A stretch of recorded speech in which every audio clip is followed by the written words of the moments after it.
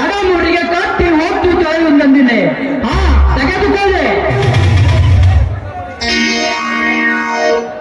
ಲೇ ಸಜ್ಜಿನ ಚಿಕ್ಕಾಮಣಿ, ಒಬ್ಬ MLA ಆಗಿರುವ ನಮ್ಮ ಅಣ್ಣನ ಮೇಲೆ ಆ ವಿಷ್ಣುವಿನ ಮಾತು ಕೊಟ್ಟಿಕೊಂಡು ಕಂಪ್ಲೇಂಟ್ ಕೊಟ್ಟಿದೆ ಎಂದರೆ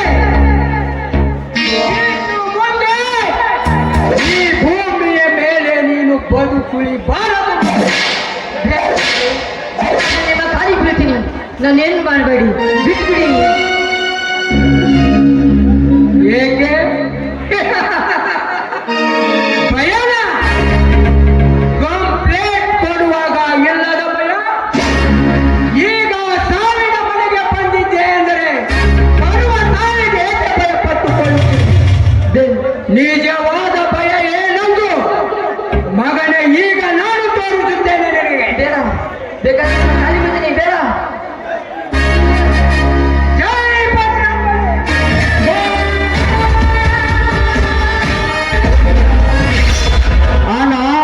ನಾವು ಕೊಳ್ಳೆ ಮಾಡಿದ್ದಾನ, ಅದ್ಯಾವುದೋ ಹುಡುಗಿ ನೋಡ್ಬಿಟ್ಲಣ್ಣ, ಅದ್ಯಾವುದೋ ಹುಡುಗಿ ನೋಡ್ಬಿಟ್ಲು.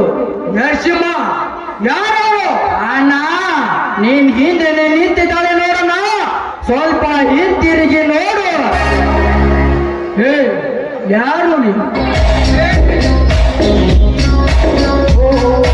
ನಮ್ಮೂರಿಗೆ ಹೊಸಬರು ಅಂತ ಕಾಣಿಸುತ್ತೆ. ನಿನ್ನ ಹೆಸರೇನು? ಪ್ರಿಯಾ ಅಂತ. ಓಹೋ, ಪ್ರಿಯಾ, ಏನು ನಿನ್ನ ಸುಂದರ ದೇಹ, ಹೆಸರಿಗೆ ತಕ್ಕ ಹಾಗೆ ಇದೆಯಾ?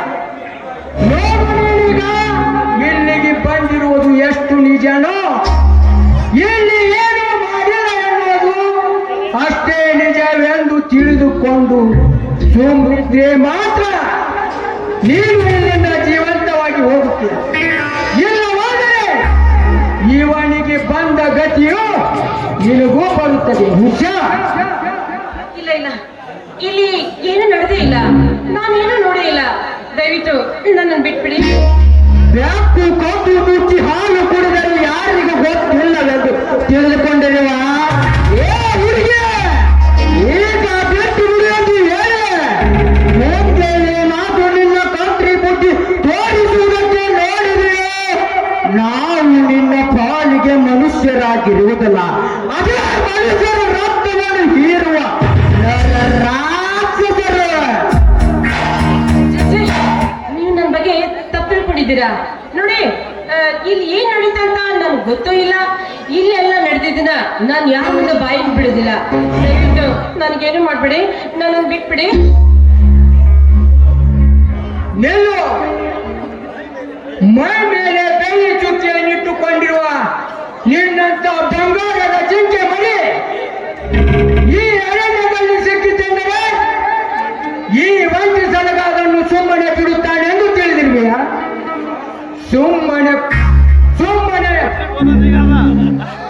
ನರಸಿಂಹ, ಈ ಮೊದಲು ಈ ಸತ್ತ ನಾಯಿಯನ್ನು ಹೊತ್ತೊಯ್ದು ಯಾವುದಾದರೂ ಹಳ್ಳಕ್ಕೆ ಬಿಸಾಕಿ ಬಾ.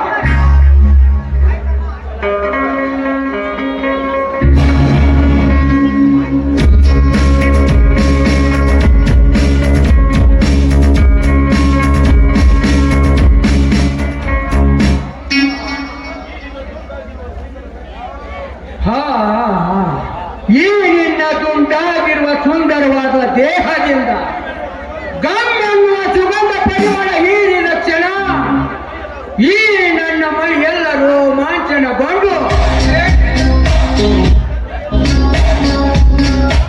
ಕಾಮನ ಮತ್ತು ನೆತ್ತಿಗೇರುತ್ತಿದೆ. ಒಂದೇ ಒಂದು ಸಾರಿ ಈ ಸಲಗನನ್ನು ಬಿಗಿದೊಪ್ಪಿಕೋಬ. ಈ ಹಕ್ಕಿಯನ್ನು ಒದ್ದು ತಂದಿದ್ದೇನೆ, ಈಗ ನೀವು ಮನಸ್ಸು ಮಾಡಿ ಅಪ್ಪನೆ ಕೊಟ್ಟರೆ ಸಾಕು. ಈ ಹಕ್ಕಿ ಮರಿಯನ್ನು ಇದೇ ಮರದಲ್ಲಿ ಸಾಕಿ ಬಿಡ್ತೇನೆ. ಹೇಳಿದರೆ ಅದೇನಂತ ಬೇಗ ಹೇಳಿ. ಮೆಚ್ಚಿದೆ ನರಸಿಂಹ,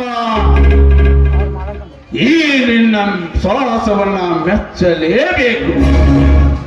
ನಾನು ಕೈಯಿಂದ ತೋರಿಸಿದ ಕೆಲಸವನ್ನ ತಲೆ ಮೇಲೆ ಹೊತ್ತು ನಿಯತ್ತಿನಿಂದ ನಿಭಾಯಿಸಿಕೊಂಡು ಬಂದಿದೆಯಲ್ಲ, ಈ ನಿನ್ನ ಸಾಹಸಕ್ಕೆ ಮೆಚ್ಚಲೇಬೇಕು.